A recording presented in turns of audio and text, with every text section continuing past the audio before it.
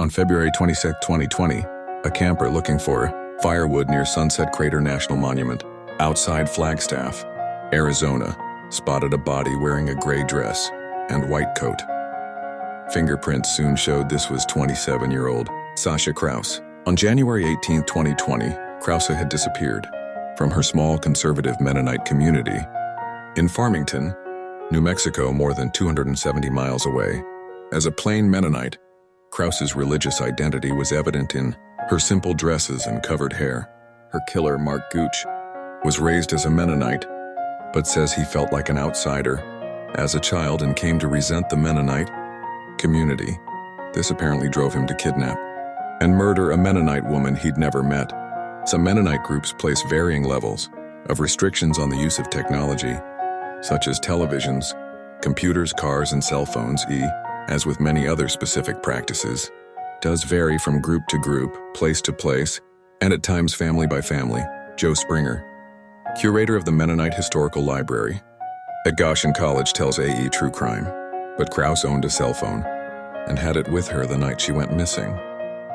Authorities learned her phone had pinged 2 cell towers the night of her disappearance. Only one other phone had communicated with the same towers at the same times.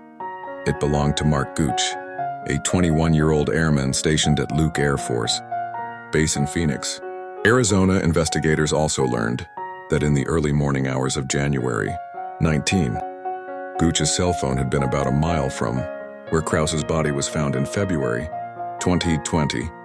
Gooch returned to this forest location a couple of days after his initial January visit. On April 21, 2020, Detective Lauren Nagelay interviewed Gooch at his base. He admitted to making the 7-hour drive to Farmington on January 18th. He said that, having grown up as a Mennonite, he'd sought fellowship at a Mennonite church. Gooch denied any involvement in Krause's disappearance or death. Cell phone data showed Gooch had spent 2 hours within a half-mile of the church, though he didn't attend any services there.